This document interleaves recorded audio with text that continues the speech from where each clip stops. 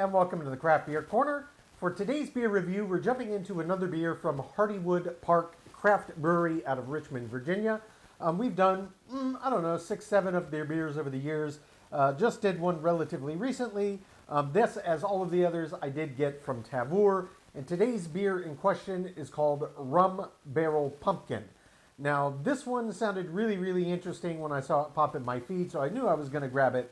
It's a Farmhouse ale, clocking in at 12.3% ABV. This one obviously added pumpkin and was rum barrel aged. So yeah, I've always been a fan of pumpkin beers, but I'm positive I've never had a pumpkin farmhouse ale. And indeed, another aspect of this that is very atypical is this ABV on a farmhouse ale. They didn't call it Imperial Farmhouse. They easily could have, but 12.3 is greater than double what your average farmhouse ale is going to be. I would say it's closer to triple. Your typical farmhouse is going to fall somewhere in like 45% on average. 12.3, that is stratospherically high for a farmhouse ale. But regardless, it sounded really awesome. As always, Hardywood Park, just a nice clean label design. Nothing so to speak of there on the label, but it does kind of have some pumpkin themed color to the font. So that gets us in the mood. We'll get it cracked. This is another one of their classic little stubby bottles here. And we're going to use our all-purpose little beer can style glass from Sierra Nevada. Pour this right in. Oh yeah, that's pouring a really nice color. Now a farmhouse is typically going to be a lot paler than this, but obviously with that pumpkin edition, it's going to be adding quite a bit of hue to the equation. Turn that around if you care to stay at the label. Visually, yeah, I mean, it's darker than your average pumpkin beer. It's also got a very, very pronounced aroma. I can smell it a good foot and a half away from that glass. Very active in terms of carbonation. This one did form a little bit of a head, but it is your typical sour style beer. It's very active. It's rushing up. That head that it did form is going to be gone in a matter of seconds. So let me get right up over this for a full sniff. Oh yeah, that smells really, really nice. Wow. So everything about this beer that you would expect, you can smell on the nose. You can smell the classic kind of soury tartness from the farmhouse ale itself. You can smell the rum barrel aging. It smells a very, very caramelly, very molassesy, very nice, slight little spirit scent to it. And then, of course, this nice pumpkin. And it does smell of pumpkin spice. So I don't know if they added, say, nutmeg, cinnamon, allspice, anything down that trail. But it does smell rather like your typical pumpkin beer aroma you would expect, just with the addition of this rum barrel and the fact that it's a farmhouse. So yeah, this sounds like an interesting one. It smells really, really good. It looks really nice. So let's just jump right in and see what this is about. Take one.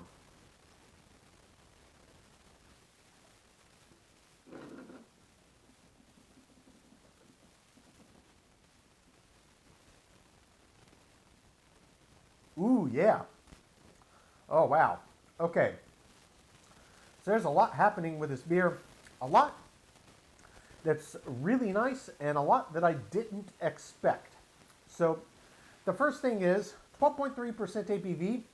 You might expect it to feel very, very heavy and weighty, maybe even bordering on oppressively so. No, this is just kind of middle of the road. It feels like a medium, punching way below the ABV range on the beer. I would expect it to feel a lot more presence weight-wise.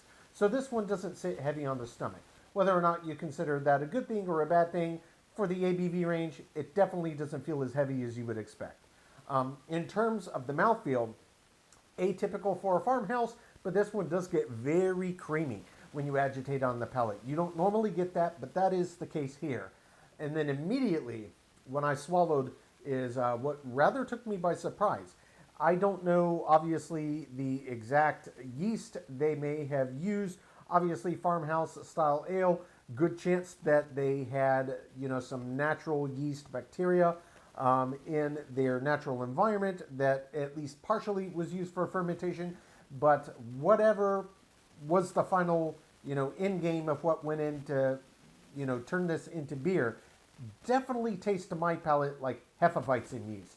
It's got this very distinct kind of clovey, banana-y, you know it, you associate it with that beer style, the instant that you taste it. That is the first and immediate thing that pops up front, and it's a big burst of this Hefeweizen yeast flavor. I'm not saying that they used Hefeweizen yeast. I'm just saying that that's what it tastes like to my palate. Behind that, you get the pumpkin. It comes through loud and clear. It tastes distinctly of pumpkin. There's maybe some subtleties of spice, but given the kind of yeast characteristic in here, it would be hard for me to pinpoint if it's added spices or if it's actually just a combination of flavors coming from the pumpkin addition as well as the yeast strain that's adding that flavor compound. The rum barrel on here is a bit more subtle. It's got a nice aroma on the nose, but in the flavor profile, paired with these big other pungent, bold flavors, the rum barrel just kind of sits in the background. You get this little bit of a spirit bite up front, and then it tastes distinctly molasses-like. That's a very common trait that I find in a rum flavor profile, and it's definitely present in this one.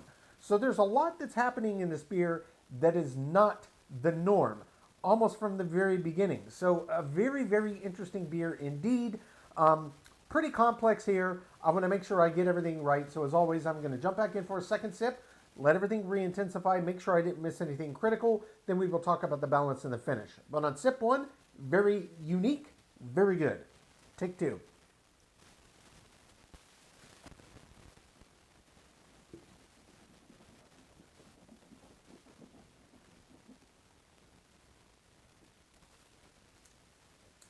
Sour, tart, Hefeweizen yeast flavor. It's clove, it's banana, pumpkin. A fairly healthy kick of bitters you don't expect. There's a lot happening on the front side. Then it backs off pretty quickly. By about the 5-second mark, it's kind of holding relatively steady from its original sharp intensity. Kind of holds down, holds steady. Pumpkin elements pop out, that underlying kind of molasses undertone. There's a little bit of kind of a whiskey-ish vanilla vibe going on, though obviously it's rum in this sense, but that's kind of the vibe that's hitting my palate. And really the big key on this one that I think lingers and is the most prevalent is this, what tastes to me like Hefeweizen yeast. Again, I don't know exactly what they put in here, but that's what it tastes like, and it's quite pronounced. So that is almost the single strongest driving factor. It's that in tandem with this kind of intensity of bitters you don't really expect in this style, followed obviously with this pumpkin and the subtleties of the rum barrel. The rum barrel is nice because it's not a barrel that, for whatever reason, brewers use nearly as often as, say, whiskey or bourbon, but I think it's an underused and underappreciated barrel. It works well with a lot of styles. I've never had one on a farmhouse, just as I've never had an ABV this high in a farmhouse or one with added pumpkin, but this works very well together as a beer. It is not what I expected, but in a very, very good way. It's very unique. It's, dancing to the beat of its own drum, so to speak. This is a very, very nice beer. Not what I expected, and a very, very interesting, complex, and pleasant surprise. In terms of the balance, I would probably personally like a bit more presence from this rum barrel. I think the pumpkin is quite nice. I think that astringency, that sharpness of that kind of, what I'm assuming is the yeast character, really is just so big. I would almost say even add a bit more pumpkin. Leave it in the barrel a bit longer just to counterbalance. But what I do get is nice, and you can still pick everything out. It has its own voice. Make no mistake about it. It's just kind of the ratios, the balance. I would personally tweak just a bit, just a preference thing. In terms of the finish, much, much, much, much longer than your average farmhouse ale. And look, this is 12.3%. It's been barrel aged. It's got additives in it. You would expect it, and it's very, very long. This is not one that gets dry on the end. That's relatively common on a farmhouse ale. This one's actually wet and round all the way to the finish. And what's left on the back of the palate is a combination of two things. It's lingering pumpkin, and it's that lingering, to my palate, tastes like Hefeweizen yeast. And then it just kind of dissipates to nothing. But it's long after each sip. Easily a minute and a half after each sip. You still taste it quite clearly on the palate. So definitely a longer finish than your average farmhouse. Guys, this is a very unique, interesting one. I'm a big fan. I'm going to take my time, sip on this, count my scores. When we come back, we will get this beer ranked from top to bottom.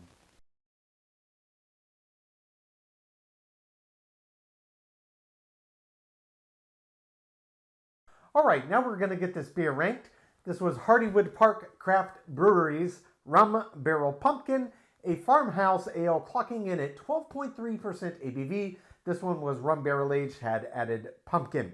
Hardywood Park is based in Richmond, Virginia. So yeah, this was another good beer from Hardywood Park, and yet a very interesting farmhouse ale. You do not ever see farmhouse ales with ABVs this high. They didn't call it Imperial, easy could have. I mean, that's between 2 and 3 times higher the average ABV norm. And then, of course, rum barrel aging is something you don't see as often in beer. Certainly never seen one on a farmhouse, and definitely never seen a pumpkin version of a farmhouse ale. So everything about this beer to me screamed unique, and I'm very, very glad that I grabbed it when I saw it pop up in my Tavour feed. So this was a beer that I thought kind of threw a monkey wrench at the typical formula for a farmhouse, and in a lot of interesting and unique ways. So overall, this beer did very, very well, and we're going to just jump in at the top and go through the scores one by one. So starting with the aroma on this beer was fantastic. It smelled essentially exactly like you would. You got that classic slight tang of the sour and tart on the nose. You could clearly smell the pumpkin, and you could also smell the underlying rum barrel. So overall, very, very nice. Exactly what I expected in the aroma profile, and it was quite pungent. Of course, this higher ABV, the additives in the barrel aging certainly played a part there, but the aroma, fantastic. It gets a perfect 10 out of 10. For the taste, overall, I really, really liked what I got, but I honestly, I was kind of torn, because I'm rating, other than my subjective thoughts, I'm rating based on style norms. And there was definite twists to what would be the norm in a farmhouse ale. Notably the fact that it had this very strong, what tasted like Hefeweizen yeast to me up front, which added this very interesting flavor profile and element to this already interesting twist on a beer style, but it added in elements that were not typical. Sure, you could have a farmhouse and rum barrel aged, and the rum barrel side did exactly what you would expect. Sure, you can add pumpkin to a farmhouse, and that added what you would expect. But this big kind of clovey banana Hefeweizen yeast kind of impact flavor in the profile, not typical for the style. I liked it, but it cut through a lot of these style norms, so I did have to take some points off there. In general, I really liked what they did with it. It was very unique, and I personally thought that it tasted fantastic, but there were a few deviations from the norm, even all the other things that they did the beer notwithstanding.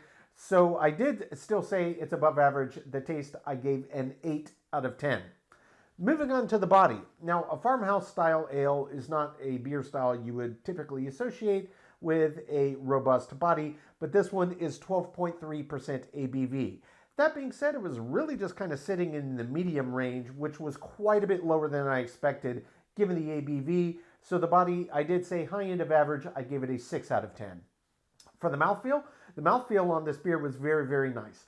It didn't really have a resistance out of the norm that I would expect for the style given the ABV range, but it was also very nice. This was one that got very silky, very creamy. You don't always get that, and when it's present, it's very, very nice. The mouthfeel on this beer, I did give a perfect 10 out of 10. For the finish, this was a very long finish, which I did expect given the ABV, given the additives and the barrel aging. So yeah, it met all of my expectations there for what it brought to the table. The finish, I give a perfect 10 out of 10. Head and retention, this one formed a little bit of one at the front, as is typical with basically all beer styles. But, it's a sour, so it did disappear quite quickly, which is expected and normal. I was able to get over it and get a nice sniff to really get those aromatic compounds before the head was completely gone. But the head and retention, exactly as expected. Gets a 10 out of 10. For the appearance, definitely a different shade than your average farmhouse, but with that pumpkin addition, it looked exactly as I expected it did. Add pumpkin to a very light beer style, it's going to look that ambery orange hue. It was beautiful. The appearance does get a perfect 10 out of 10. For the balance in general in this beer, I really liked. But the one thing I could say for my money, I would have liked a little bit more presence from the rum barrel. It would have been nice on the aroma as well as the flavor profile. It was there, it was a little more subtle, but I would have liked a little more pop. I think it would have helped kind of punch through some of the other intensity of flavors in this beer. I would also say maybe a bit more pumpkin too, especially considering the intensity of what tasted like Hefeweizen yeast to me up front. It could have used a little bit more oomph to help cut through that I think would have tweaked the balance just a bit more. But I did still think it was above average. The balance, I gave you 7 out of 10. Feeling and intangible, my subjective thoughts category, overall I really liked it. This is not a normal farmhouse ale by any stretch. Nothing about what they did with this beer was normal, but it was very, very unique and a very enjoyable beer drinking experience. Subjectively, I really enjoyed this one. I give it a 9 out of 10. Finally, is an example of the style. So it's an interesting example of the style. It basically takes the classic style and flips it on its head by doing everything under the sun to make it atypical for the style. That is a high risk, high reward kind of proposition, and I think that it's a risk that paid off. This is not your average farmhouse. You look at the ABV alone and you know that it won't be. And then they call it Rum Barrel Pumpkin. Well, that's everything you need to know about what they did with this beer. And yeah, this was a very, very unique twist on a classic style, and I thought it was done excellently. Even though it's one I've never seen, I'm glad I got my hands on it because it is not your average farmhouse, and I think the beer was all the better for it. I did give an example of the style a 9 out of 10, which does bring the total score on Hardywood Park Craft Brewery's Rum Barrel Pumpkin to an 89 out of 100. Well above average, guys. Listen, if you're a fan of farmhouse ales and you also happen to like pumpkin beers and or barrel-aged beers, this is one to definitely keep on your radar if you see it pop up. This is unlike any farmhouse ale I've ever had, and in a very, very good way. A very, very unique beer drinking experience. My hat's off to you, Hardywood Park, for deciding to be inventive, and that's what craft beer is all about. Job well done. Folks, that is today's review. As always, I do sincerely appreciate you tuning in today. Please don't forget to like, comment, and subscribe. If you want to stay in the loop when our videos go live, just turn on your notifications, hit that bell icon. It's right next to the subscribe button. Until next time, keep it beer, keep it craft. We'll see you on the next one. Cheers.